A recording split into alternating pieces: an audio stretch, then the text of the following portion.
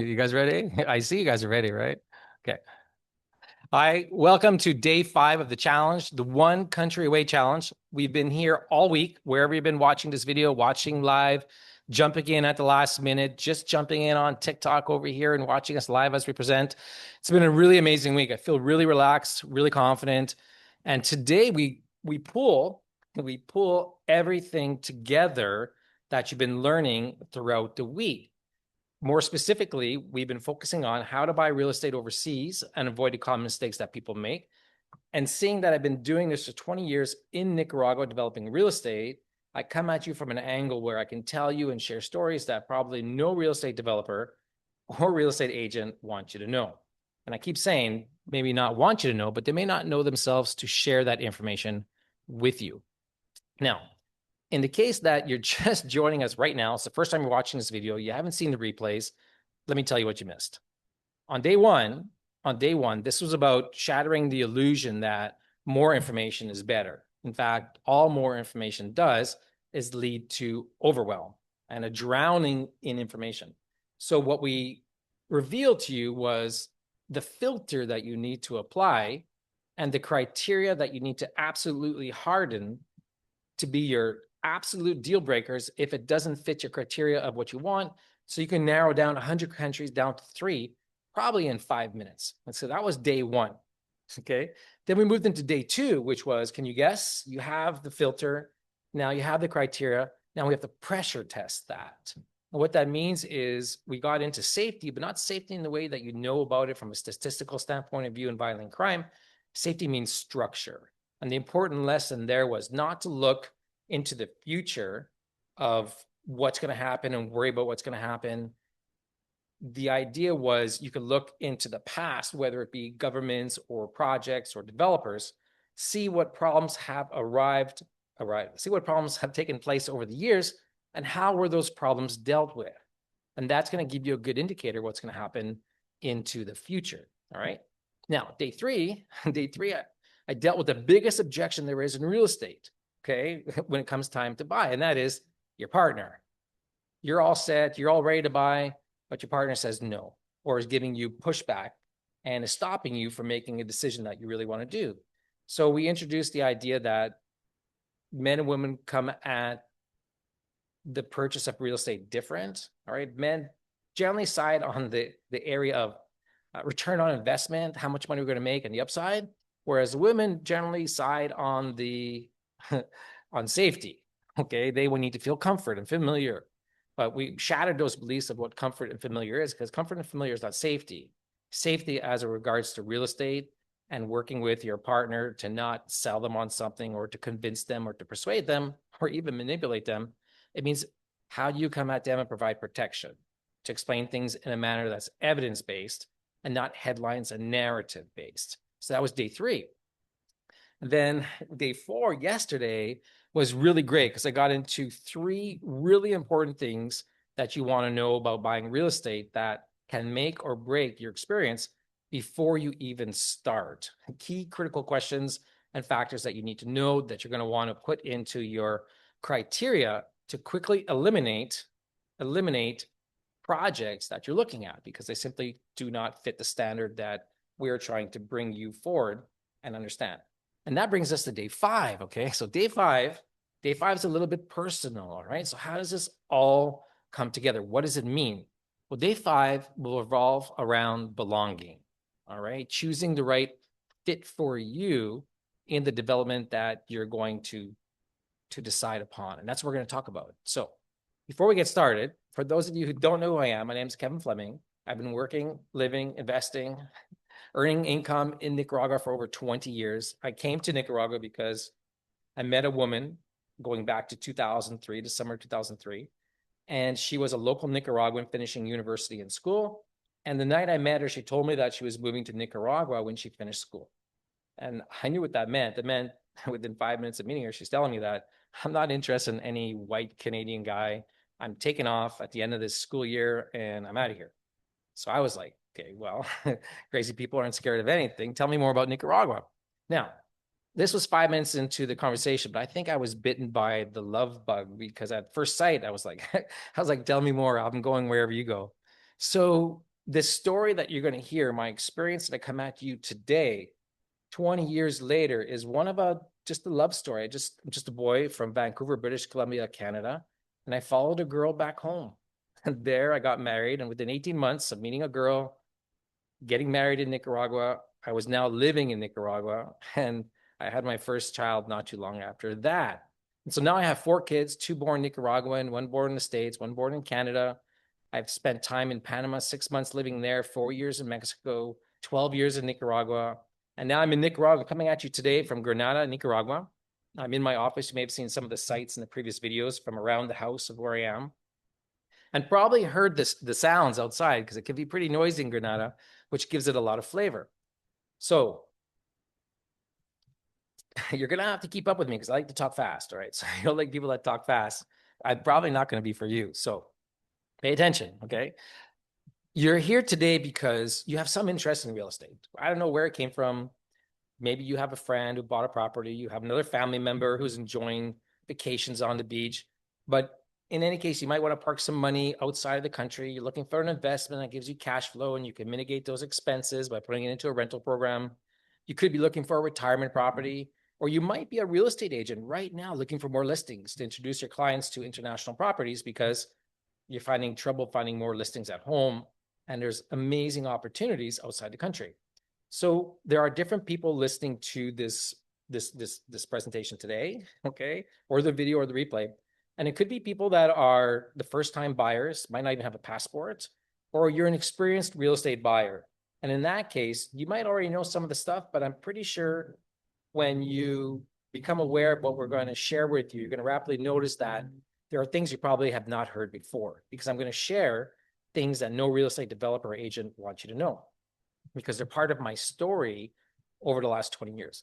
And this is going to benefit you because instead of looking at projects and countries as where you want to go, the shift that you're going to start to experience is the order in which you look at things and how you look at things. Okay. And you're going to realize that you've been doing it all wrong.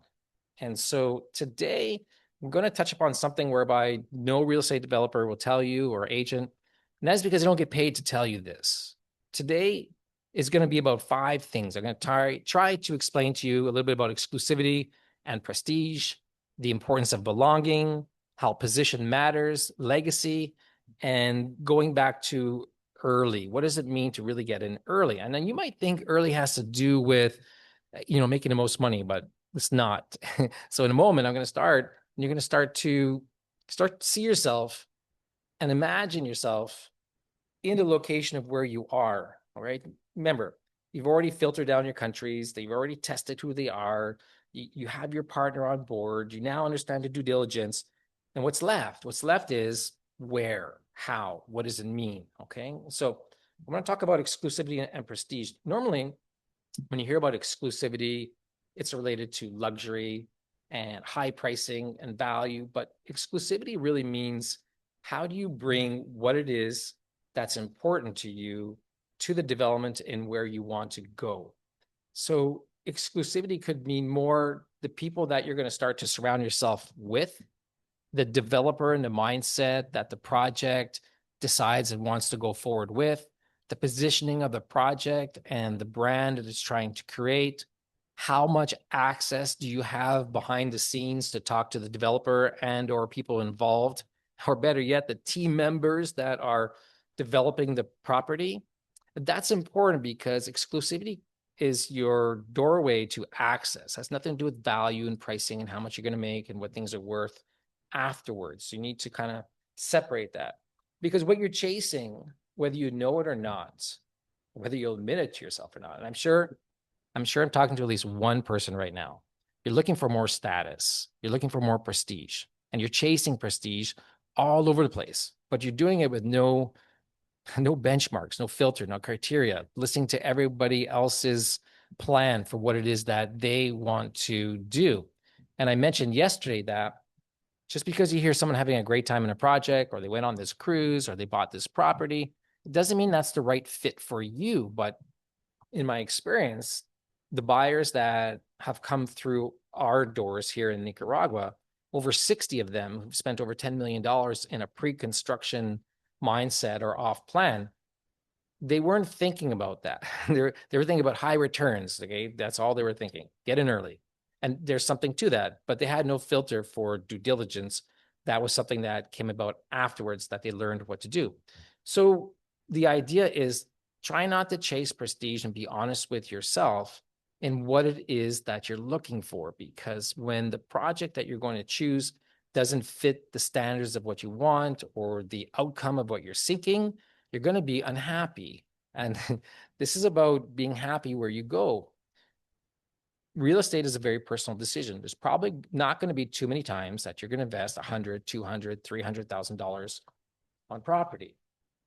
When you do that, you want to pay attention to where you're going to park that. Because when you make a purchase overseas as an investment, things are going to feel very far away from your hometown to where it is. Even when I go back to Mexico and I see my family, or I go back to Vancouver and I see the rest of my family, Nicaragua feels far away. You can feel disconnected really fast. And that might be when you're holding on too tight. Now, I'm the developer of the project, so I need to know what's going on every single day. But from an investment standpoint of view on your side, ownership should feel light. It shouldn't feel like a burden. It should feel like the investment is taking care of itself. And that dates back to the stress testing of what it is that's in your criteria that takes and creates your filter. Okay, so you can relax. The only reason why you would feel nervous, unsettled, wondering what's going on, jittery, is because you likely invested too much money and you can't bear to lose what it is that you purchased. Or maybe not lose, but the liquidity in real estate is very low. So you should not think that when you need capital, you can get it really fast, because you can. It takes a while for you to sell your property. It could take 3 to 6 months to sell a property to someone that is interested. I'll give you an example. This comes from experience, okay? When you're buying your property and you want to sell it, it's probably going to take 2 to 6 months for someone who is interested in your property to eventually make a decision to commit and buy. Because all of that includes narrowing down other projects to eliminate, going through your particular due diligence of your land, seeing what it is that they like that's happening in the development, learning about the country, signing their name onto a contract, getting a power of attorney into place, finding even an attorney to begin with, closing on the property, and then finally sending you money. It's a long time. So when you make your purchase in real estate, don't expect to see capital back quickly when you want to sell. It's probably going to take 2, 3, or 6 months. And stress becomes a real present indicator in your life because you've just simply invested too much. So my caution to you is don't invest more than you lose. Don't put more than 5 or 10% of whatever your portfolio is into a real estate development. And then you can manage that investment the same way you manage all your other investments, diversified. All right. And you do that through all the things that we talked about through days 1, 2, 3, and 4. Does that make sense? I certainly hope that makes sense, because I've seen a lot of customers over the years that we have. Many of them are accredited investors, but most of them probably shouldn't have purchased in the first place. Now, this goes back into the next thing I want to touch upon, which is belonging. Where do you belong? Now, how do I handle this cautiously? When I got started, when you listen to the videos of the replays of the other days, we had to raise money really fast in 4 months to buy the lands that we own. And the land that I'm talking about today, in case you don't know, is Playa, Mariana, 923 acres, 2 kilometers of beach, an hour outside Managua, 8 kilometers south of Massachusetts, along the coastal highway, under construction, an amazing project that we've been developing on and off for the last, since 2007, so a long time. But when we started, we had to raise $4 million in 4 months.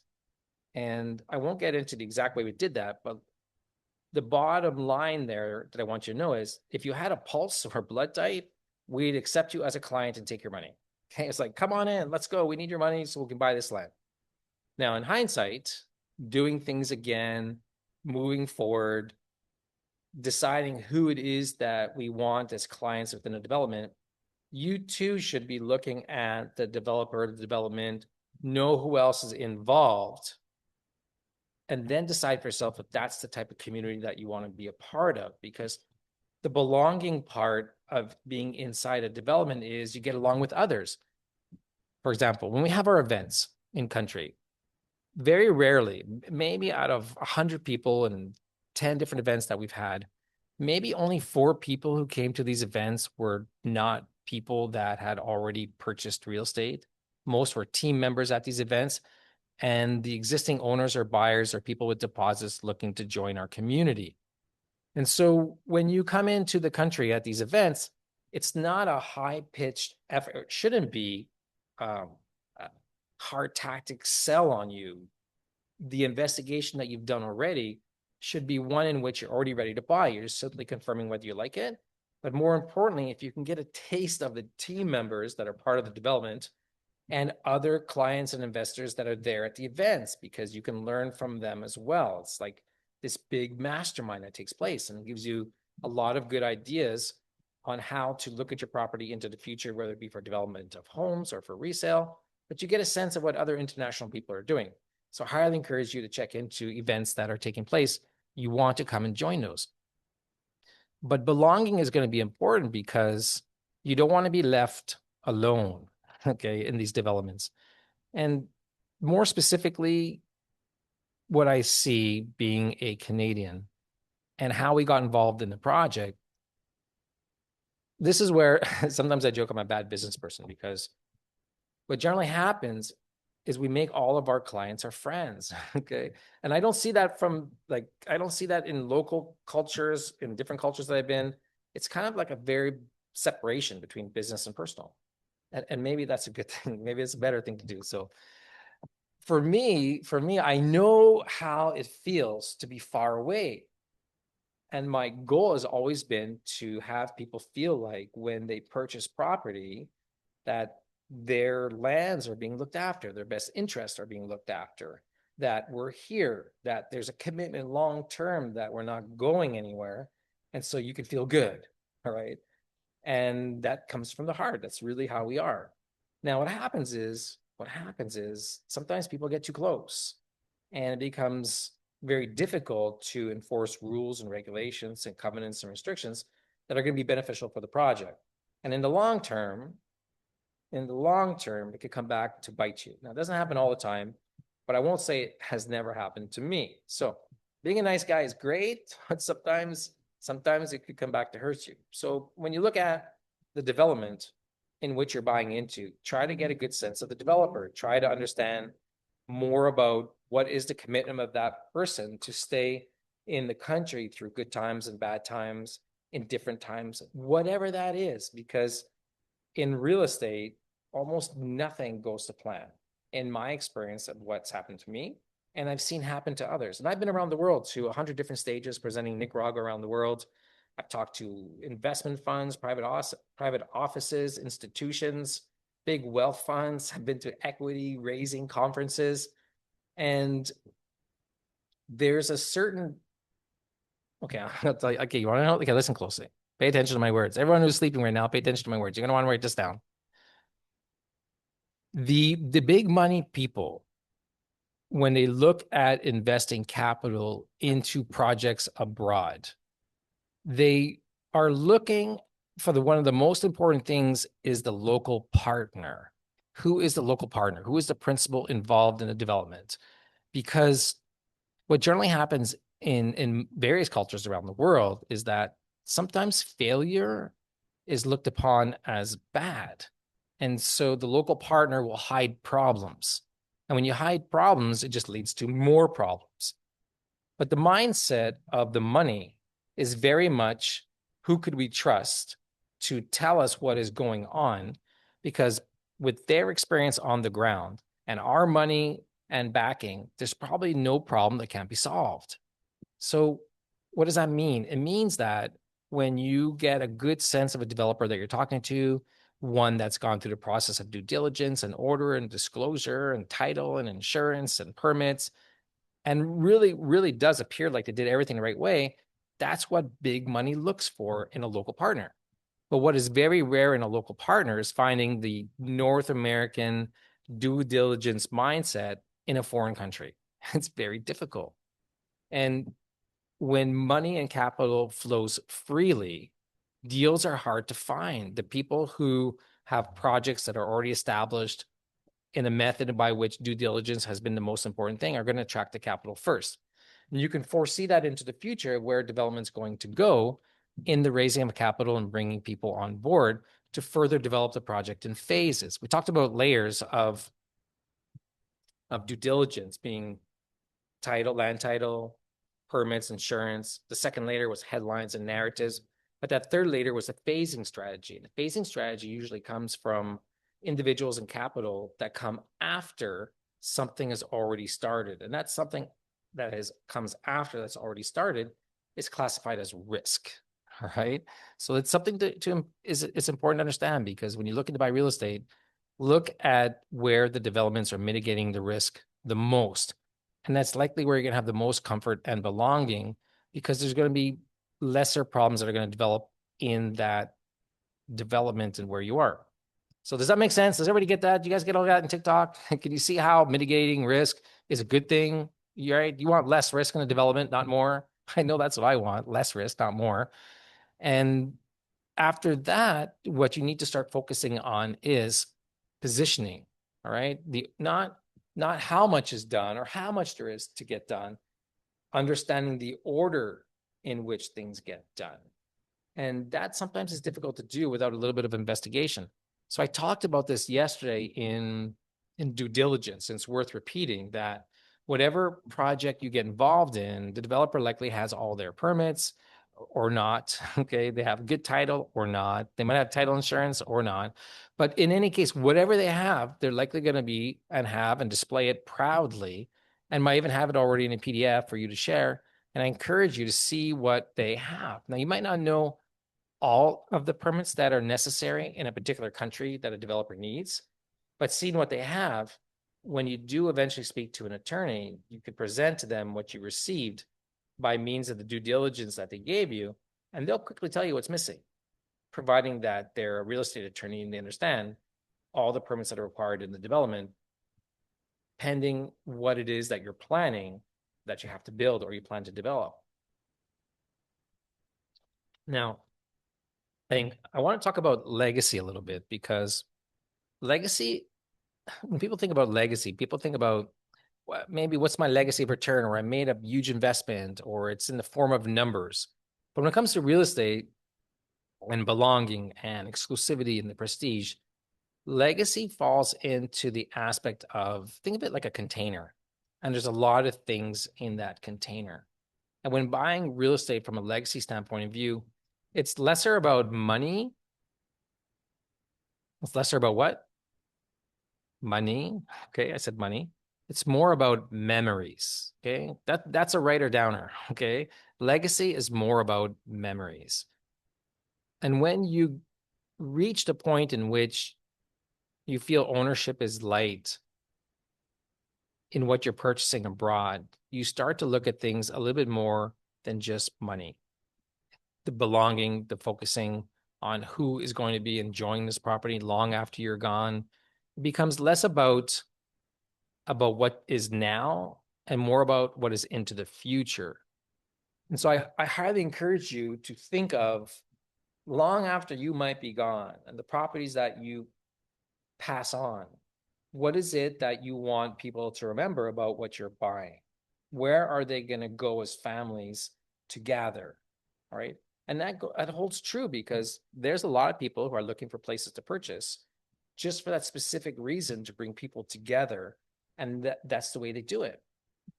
Now, from a personal standpoint of view, to tell you a little bit more about myself, married to a local Nicaraguan and have 4 kids in the country. Something that we didn't cover in the last 4 days that's really, really important to you is this. When selecting somebody to purchase, I mentioned the commitment, but understanding culture is really important as well. In a culture such as Nicaragua, for example, name matters. Reputation matters.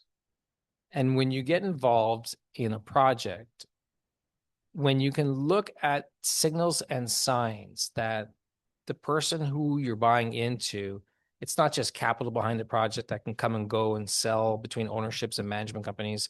There's some sort of personal connection there. You're going to enjoy it much better because everything is very personal. And that's the sort of missing secret sauce that you're looking for that is likely going to make you happier in the long run because there's someone who's looking after your best interest. Your best what? Interest. And you want that because you don't want to come into a property where people are all angry. I mean, it happens. It happens, but it usually happens because rules and regulations are not being enforced. Or, or worse, the rules and regulations can't be enforced because there's no mechanism in place that allows for some continuity of structure for people to be happy with the consistency of the management of what it is that they're going to purchase. Now, I can tell you from experience, not everything goes to plan in real estate development. From a developer standpoint of view,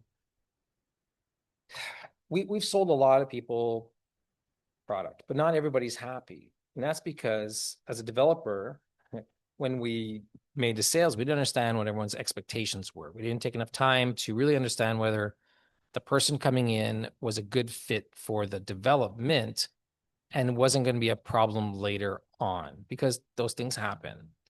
And the problem people can create difficulties for others that might derail your whole dreams or delay projects. That stuff happens. Now, how do you know if this is happening or not from an early standpoint of view in pre-construction? The only way to really get involved and to know are to come to events and meet other people or join the groups in which people are belonging to, or to ask for referrals from other owners that don't mind sharing their experiences. Okay. This should be part of your due diligence process to see what the sentiment is around the development from other owners. But I say take it with a grain of salt. You're just trying to get an idea. I guess it's like going to Amazon and reading the reviews, right? Everybody likes reviews. Everybody goes to restaurant reviews, hotel reviews, book reviews, product reviews. That seems to be the flavor and the taste of the day. Now, the trouble with the reviews, in my personal opinion, is you can never really tell the whole story. And generally, the lies or the false claims or the mistruths, they usually take longer to catch up to the truth. So it can be difficult to really assess what it is that you hear, but it should be something that you just take under consideration so you know. Then you can stress test that against what the truth is, speaking directly to the developer and or the developer's attorney or your attorney within the country in which you're purchasing, because generally they're small communities in these foreign countries. And whatever attorney you're going to select probably knows the other attorney of the developer and how long things have been going on and what's going on behind the scenes. And you'll get a fair assessment of the good and the bad. And then that'll help you to make a better decision as well. Did you guys get that? Does that make sense? Because nobody really does that because it takes more time. And when you start to feel that sensation of belonging and your filter starts to give back to you that you're going to make the right decision, it becomes easier to do less work. Okay. Buying real estate overseas, it's work. You have to make an effort. Now, if you just simply have a lot of money and just want to give it up, okay, and hope what happens, well, I personally don't subscribe to hope as being a strategy. Do you? I don't think that's, if hope is your strategy, would you be confident going around and making seminars and trying to put together a plan and a presentation and explain how hope is your strategy and how people should follow that? Probably not, right? So if you wouldn't explain hope as a strategy to others, why do you accept that to be a strategy for yourself? Your standards of how you look at buying real estate need to increase. Now I'm going to get serious with you now. This is serious, Kevin, talking to you. All right. Stop throwing your money away. Stop just buying into something because it looks great, because you're going to feel so much better when you understand what's going on behind the scenes.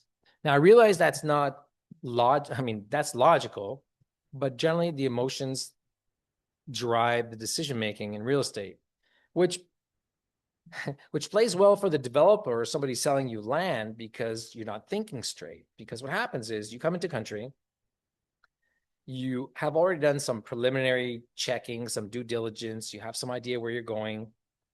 And then the culture is like a drug. It comes over you. All right. It's like the sun and the heat. I know, up in the States and Canada, it's -degree temperatures below zero. So when the sun hits you, when you come off the plane and you feel the warmth when you step out the door, and then you collect your bags and you step out of the airport, it's like whoosh, all this heat hits you. Okay. And you feel like, I deserve this. Your mind shifts almost immediately into somebody else, and you leave all your consciousness behind and all your logic, and you just go into the emotional brain. And then you start going to these events and you start having dinners, and you're in a group environment, you start drinking, and suddenly it's quite possible that your judgment is starting to get impaired. But you have to be a little bit cautious and keep your wits about you. Now, when you come into country already having applied your filter and your criteria and your partner's involved and you've done your due diligence, loosen up for sure. Like, have a good time, because that's what you're here for now. You've done all the hard part, but most people don't. Most people don't. So unless you can tell yourself that you know whether that project is one of however many different types of titles, unless you know that project has title insurance, unless you know that project has water, unless you know that project has a registered horizontal property regime, unless you know that project has all its permits, unless you know that project has letters of recommendation from the government, et cetera, okay, you should, put the booze down when you go into these countries and start getting that information right away. But it's much better if you have the information before you go. Again, that goes into like getting the project due diligence, and you've seen all the permits that the development has. Doesn't mean that because they don't have certain development permits that it's not going to be a good investment. In fact, therein lies opportunity, the gap between what is not ready, okay, and what you can see. And that gap is the return that's going to be higher or the risk that's going to be lower. So understanding your risk tolerance is really a big issue when you're buying real estate abroad. Now, that's a lot to absorb. Where are we? We're about halfway through the day. And the goal here is to help you to understand that your goal is to essentially see opportunity before it's named. I talked yesterday about layers, and we talked about the title part. We didn't really get into the layers, so maybe I'll continue that today a little bit. A lot of people confuse safety and comfort and familiarity as being the same thing as their criteria to make decisions. What is really going on is you're looking for headlines. You're looking for the narratives in the media and the mainstream that are somewhat qualifying this for you, and you're believing in what they're saying, like this is the next place to go to. But really what happens is all you're really absorbing in that minimizing of risk is the return that you might be expecting to get. So I'll give you an example. I was trying to teach my 20-year-old about investment, and he's never really invested before. He's still in school. And I wanted him to start saving some money and understanding the value of parking money away, saving it for the future, and investing in assets. But essentially, when you start investing the money, don't plan on needing it or using it. So I said, Kevin, listen, all right, I want you to give me like $500, and in about 3 months, I'll give you 15% return on your investment. Okay. I know you guys are like, that doesn't exist. You're right. It doesn't exist. But I did it for him so he would just get used to not having $500. So the 3 months came, and then he goes, how much more can I put? And I'm like, okay. He gives me $1,000. And now he wants 20% return on his money. And I'm like, okay, that's good. You're negotiating, but if you want 20% return in 3 months guaranteed, you got to give me a little bit more time, maybe 6 months. And so he went for the 6-month deal. So so the 6 months passes. And then I tried to tell him, okay, look, Evan, this has all been great. You didn't need the money. You're investing. It's a small amount. I can give it to you, but this is the purpose of this is you're investing 500, but eventually you might be investing 5,000 or 50,000 or 500,000. Or if you take over a project like mine, it might be 5 million or $50 million, okay, that you might inherit into the future. So get used to not needing some of that money. So I want you to go look at the rates in the bank and tell me what you get for parking your money away for 1 year. How much interest are the banks giving you for a guarantee? So he looks it up, and I think it was 0.34% for 1 year or 1.2% in the GIC. And he's like, why so low? Right? Everybody knows. I know for everybody watching this video, you're laughing, right? I'm giving him 15, 20% guaranteed return on his investment. And the reality is in the world today, what is it now? 5 years, you park your money, you might get 3 or 4%, 5% if you're lucky somewhere. You put your money in the stock market on average, maybe you get between 5 and 10%, depending upon a crash or when the cycle is in the economy. So there's no guarantees in the world when it comes to money and making money in double digits. What real estate is, it's generally an opportunistic investment. And unless you're using the property, then it's not really an investment to begin with. But when you're looking for the parking and the positioning of money, you should look at real estate as like opportunistic, especially in foreign countries outside of North America. And when you start looking at properties in the world today, and I'm going to speak Western Hemisphere because the majority of the people watching these videos are coming from North America. Within the region, one would already say that Mexico is played out and the prices are high. And then the next possible region would be Central America, closer to North America to get to in regards to access, because access is really important, the location. Now, everybody's heard that Costa Rica has been around for 30 years. I mean, 30, 40 years. I remember when I got started, people would say, Nicaragua is the next Costa Rica. Nicaragua is the next Costa Rica. I hated that saying, all right? Hated it. Nicaragua has nothing to do with Costa Rica. Nicaragua doesn't want to be like Costa Rica. And most people you talk to in Nicaragua, they don't want to be like Costa Rica. So, but from an investment standpoint of view, getting in early, that's kind of where Nicaragua was. After that, you might go to Panama. All right. Panama's expensive. Honduras and Roatan has been up there for a while. So many of these markets have been there for a while. So it depends where and at what level you want to get into. So by the time you pay for something that you can see, you are absorbing and paying for someone else's gains.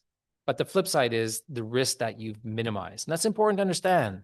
So when you're buying real estate, understanding how long you have to hold it, what are your expectations of return, right? Don't come to me.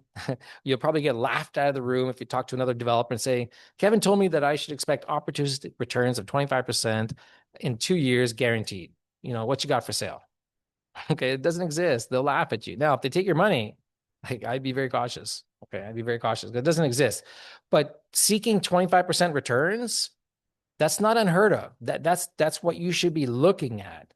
But expect to only find that in projects where you can't see what's built. All you see is dirt. Okay. And what will be the gap between that 25% or 40% or 100% is possible. 200%, 300% is possible, but it means that your risk is higher and you're getting in early.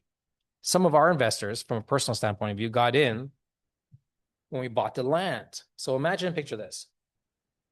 We were buying 923 acres, 2 kilometers of beach road. Remember I told you the story, we raised $4 million in 4 months. And we were successful in doing that. So a number of investors got involved in buying the land together.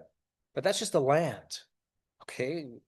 Now you want to make a master plan. Now you got to hire a golf course designer. Now you want to bring an architect on board. You got to start doing all the topography, all the surveys, and 50 other things. Okay. I managed a team of 35 global international team members between Nicaragua and abroad. And it was exhausting. It was a lot of work. And I traveled half the year to market and promote Nicaragua around the world. And it was the most amazing time. The flip side of that was I gave up knowing my kids for the first 4 years. Having said that, the benefit is when you're looking at the project, I can tell you that one of the things you're going to want to know for sure, in fact, you want to write this down, right? You want to write this down. Whoever you talk to, ask them the order in which their plans are in obtaining what it is that they're doing. Now, you might not know that, but when you continue to watch some of our videos and you go back in other videos, you'll start to find this information. And when you do, okay, it's going to be very simple, and you're going to be truly glad you did, because you'll have a benchmark of due diligence that we've done in our project to take and apply it as a criteria to other projects. And then you'll quickly define whether the level of due diligence raises to the caliber of the standard that you want. And what's going to happen is you're not going to find that many projects in these foreign countries that have a lot of due diligence to show you. Okay. And you might not know everything that is needed. But when you decide that you want to get early in investment, you want to make more money in the 25 and the 40 and the 100% returns, your questions need to be better. Okay. Not lesser. They need to be better questions. But how do you know what questions to ask? That's the difficult part, right? So that's why you're here today. That's why you're watching this video. That's why you'll continue to watch it over and over again. And you go back on the last 4 days to get your mind right. So when you're looking at to buy real estate overseas, you're able to make a really good decision, because precision and decision is what I like to say, because it's easy to mess up. It's easy to have unrealistic expectations. It's easy just to buy the first thing you see. It's hard to do the work. And the work is what you want to do. The exception to that is you have found someone you so absolutely trust that you know you can sleep well at night, that is firmly committed to a country, that has ties where they can't go anywhere, that has millions of dollars already invested. It's not a part-time job. There's no pension in place. That person will literally starve if what they do is not successful. Do you see how that could help you? I mean, when you select to buy property anywhere and those factors aren't there, you're adding risk to the profile of your purchase of what it is that you want to do. So what does that mean? That means that the more you find due diligence, the more you find commitment, the more you find a story behind the story, okay, that becomes you becoming part of the story. All right. For example, in Nicaragua today, this is day 5 of the challenge. This is not, I don't have anything to sell you today. You can relax. All right. Maybe you're watching this video, or those of you on TikTok, you're going, I know he's going to sell me something. I know he's going to sell me something. But you could say I'm trying to sell you on the importance of due diligence, because it's been one of the most important things in my life to create a North American due diligence style project that people could not even have to worry about sleeping at night. The purchases can be like a no-brainer. Now that's me. Nicaragua itself as a country might not be for everybody.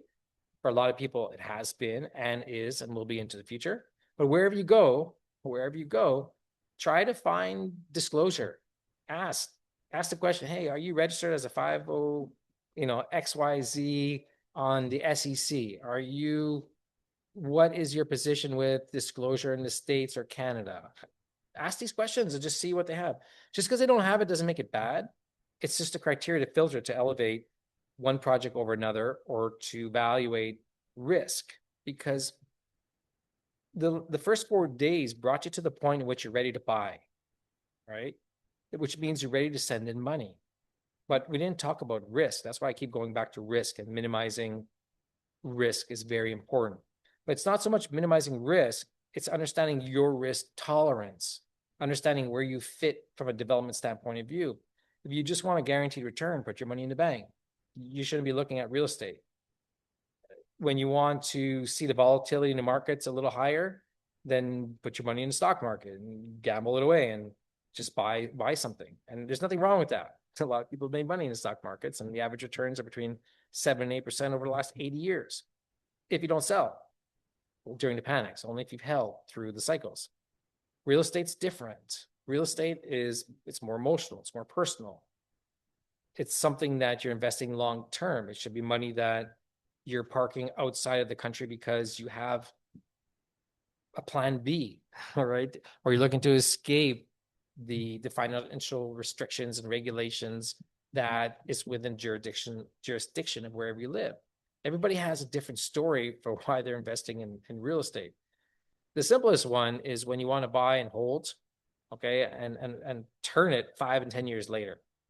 The second best one is you're looking to buy real estate, but use it every so often, and when you're not, it's in a rental program, and the expenses of HOA dues and maintenance and taxes, they're easily covered by the rental income from the unit.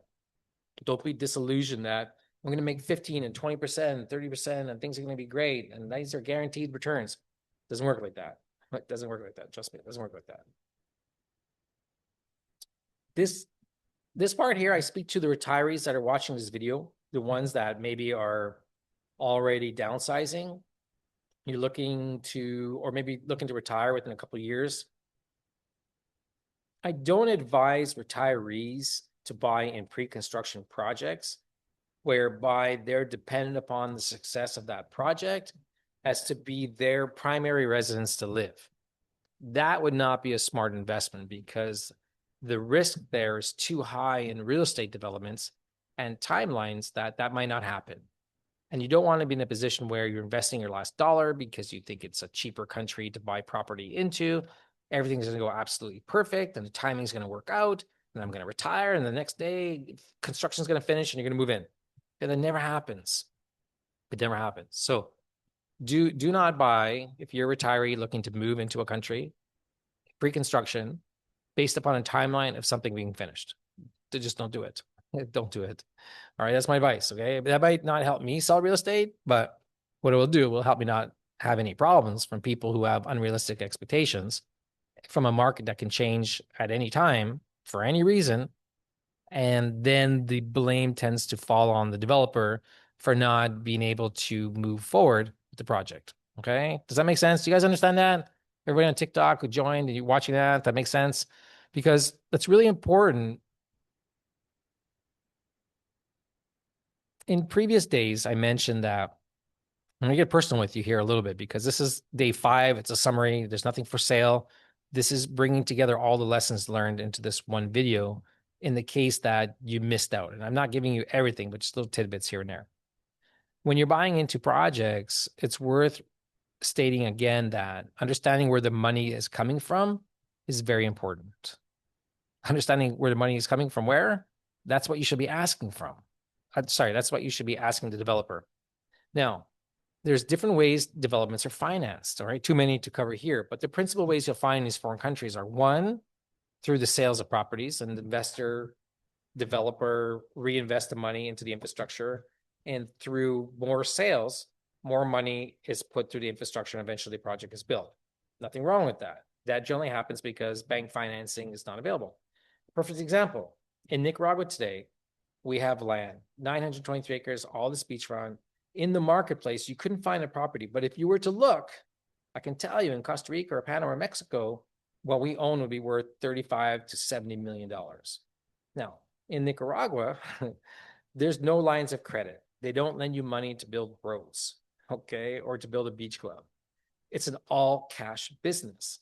So developments in the country, unless you're coming into development with millions of dollars to invest, you're dependent upon sales to raise capital. And that can be rather difficult. And when the market shifts or there are factors beyond your control that affect sales, what do you think is going to happen if you don't make sales? Is the project going to continue or is it going to stop? What would you expect? It's going to stop, right? Of course it's going to stop because as soon as capital dries up, a project stops.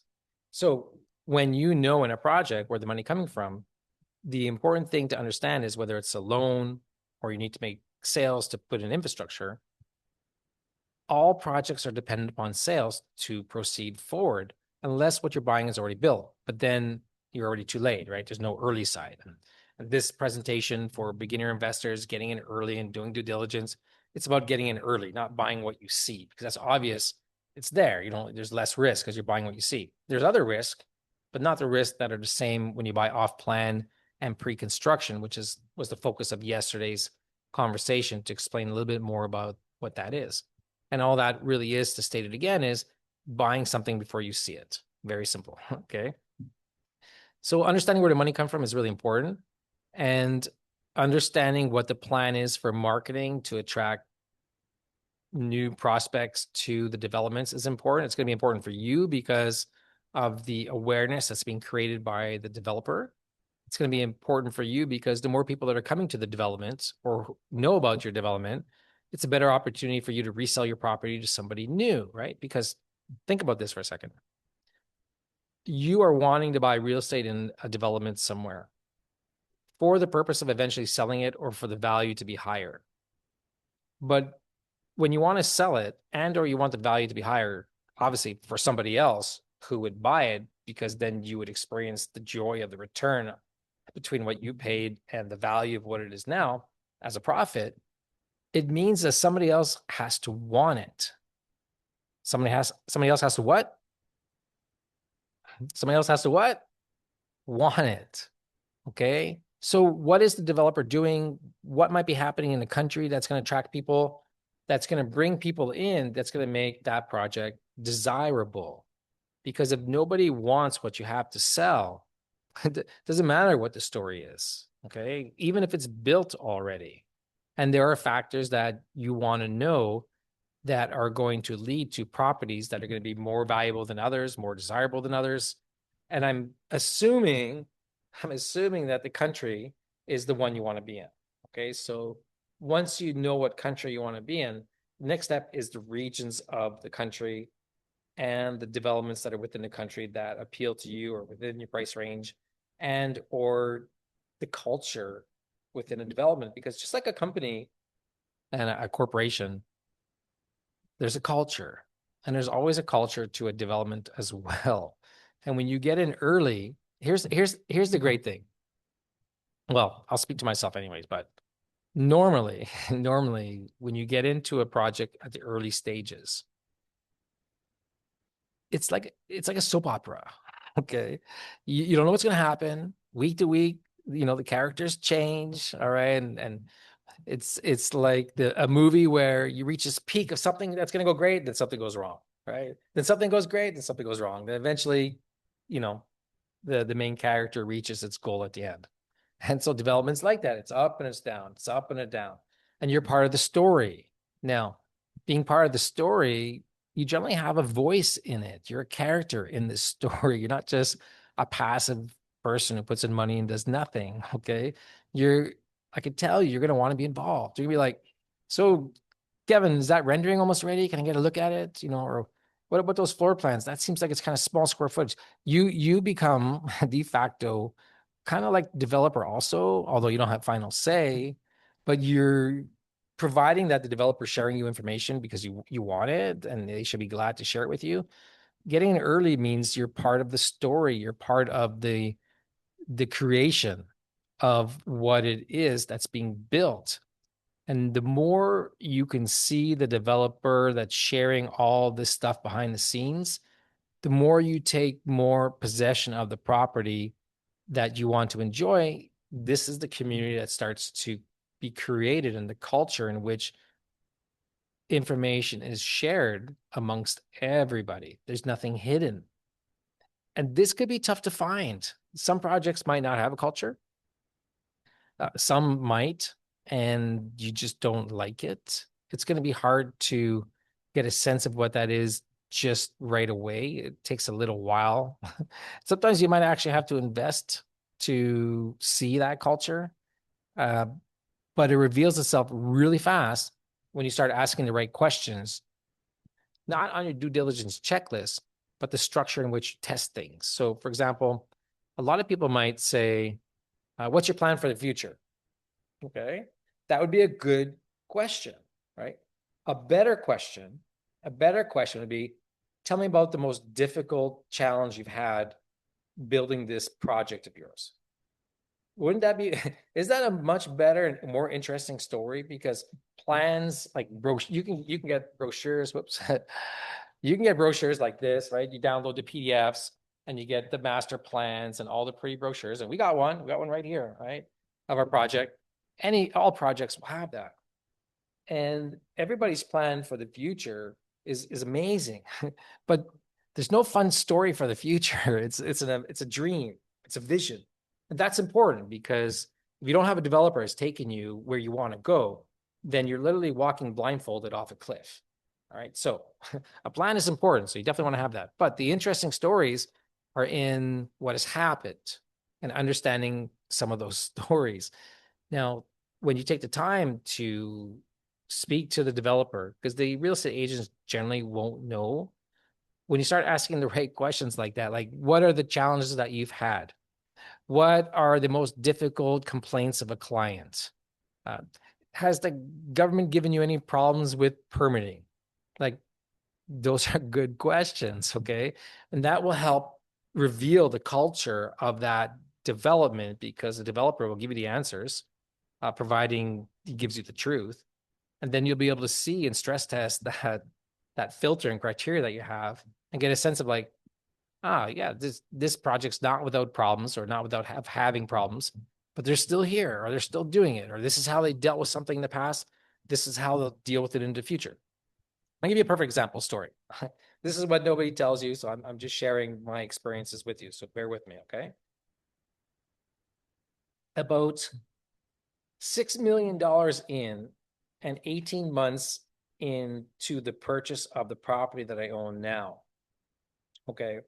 I remember on this day, I got this call from my operations girl, and she's telling me, Kevin, I got bad news. I'm like, okay. I mean, I get news all the time, so good or bad doesn't matter. What is it? And she goes, well, we were doing the digging and the surveying, and we came across something you're not gonna like. And I'm like, oh, okay. I'm thinking, all right, maybe it's a fault line or something like that. He goes, we just found some archaeological findings, some bones, some tools. I'm like, what?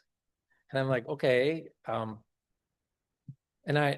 what struck me right away is within Nicaragua, I've already known other projects that try to hide that, and the results were not good for them. To say, to say something nice, it wasn't good for them. So I was like, okay, let me think about this for a second. Okay, stop whatever you're doing on site. Let me just think about this for the rest of the day. And so in our experience, it could have delayed the project, but I had a decision to make, right? I could hide it, but nothing ever reveals, stays hidden in these developments. And now that other people are on site digging, if they found it in one spot, they could be digging a condo and foundations for some other thing that we got to do, and they'll find it elsewhere. So it's just delaying a problem for the future. Or just like, okay, well, there seems to be 15 different permits for everything. There's got to be a permit for this. Let's go find out. So I told my operation, this is what we're gonna do. We're gonna contact the government. Let's call I don't remember the exact department. It's the cultural department of the government that deals with archaeological findings. Let's tell them what we have, and let's propose this plan to them that we will hire a full-time archaeologist. We'll excavate the site. It'll probably going to take 6 months. We'll stop all development on the lands. We'll catalog and organize all of the individual pieces that we find, report on it, and then we'll create and build a museum on site that'll be open to the public and display the findings that we found. That was my proposal. Okay, that took me about 24 hours to make that decision. And within a week, they accepted that. And what they issued was this cultural patrimonial permit to to do that. And so we're like one of those projects in the country where, yeah, we did find some findings and we went through the process to do it right. Cost us a lot of money and time to do it right, but we did it. So that's a story that I could tell you. It's a true story. Okay, I could show you the permit like right here, right now. In fact, wherever you're watching this video, when you go down into the description box, okay, there is you'll see it says send me an email, info@playamariana.com. And when you want that due diligence file and you can see all the permits, I'll give it to you. Okay. No problem. That's not some secret thing that we hide. In fact, we're very proud of it. So that's a bit of a little taste of the culture of who I am. But look for those stories. Look for those stories and other developments. Ask them like, so what happened that nearly stopped your project? That should be a good story. I got a story for that too. The financial crash made for an interesting story. I don't know if for those of you in business that lost $2.3 million in cash flow that's supposed to come in over 3 months, that'll halt a project pretty fast. Okay, that happened to me in 2008. all kinds of things. So, but we're still here, okay? Now, when you ask these really tough questions to the developers, you're going to get some pretty interesting answers, or they might not answer you at all. So this all comes around full circle to bring day 5 to a close that we touched upon a little bit, only a little bit of everything that you need to know when it comes to buying real estate overseas and avoiding common mistakes that people make. And I've been sharing with you stories over the last 5 days of personal things that have happened to me, both good, bad, okay, mostly good, all right? The takeaway for you is you should be feeling a shift right now that it's the outcome of what you're looking for that should be the most important thing to you. And when you don't know what outcome you want, then it's really hard to find what it is that's going to provide you with the path to get to where you want to go. Does that make sense? I mean, it's like you jump in a boat and you expect to arrive at a port, and you think the most important thing is which way the wind is blowing when you don't even know the directions to the port, right? You're just out there in the middle of the ocean hoping that you find your place. Real estate's not like that. Okay. So you need to kind of like understand your port. You need to know where you want to go. That's your criteria. Day one, we really put that into place, that you have to create some sort of filter. And what are the absolute criterias that are important to you? All right. And then we tested that on day 2 in regards to safety and comfort and familiarity and what that means.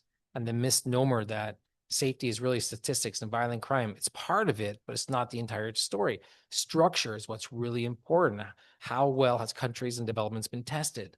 And then on day 3, we reviewed how you come at your partner to present the information from an evidence-based position, not trying to convince or persuade or manipulate or sell, but to come at it from a loving, protective standpoint of view, because safety is usually the part in which they feel uncomfortable with. And you're probably thinking about returns on your investment, how great of a decision this is going to be, and has nothing to do with that. And there's a mismatch in alignment. Then we got into yesterday, which was buying pre-construction or off-plan, same thing, depends where you come from.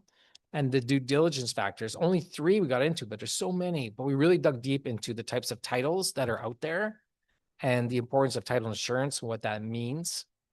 And then today was a bit of a summary of everything, how once you know you want to buy and you have the money to buy and you're ready to buy, do you feel like you belong in where you're going to purchase? And the due diligence doesn't end with just the property and the title and what's going on and timelines. The due diligence continues directly with the person that you're talking with and the stories that are behind the development, the challenges that have taken place, so you can understand if this is a culture of where you want to be. So the person that you're going to follow is not leading you off a cliff. And understanding that sales is an important part of the project, whether it be for someone who's raising money through sales and or has a bank loan, has a mortgage, and has to pay it back. Either way, you still need sales. So what type of project is being created that other people are going to want? And that's whether you want to resell your unit and or you're buying something that you want to rent. Someone still has to want to come and rent there, right?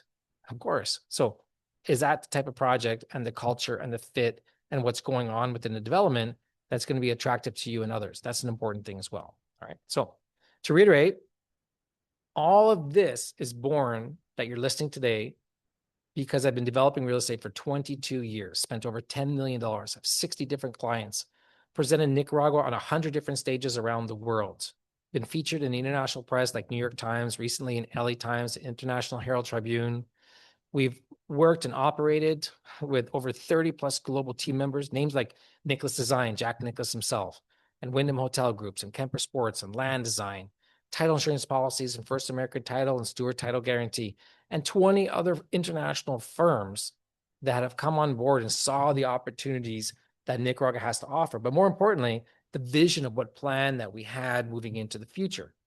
And we brought all of this stuff together and all of this experience to create this really amazing, fantastic project in the country that from a mindset of a North American passes all the due diligence tests that you're ever going to want to do.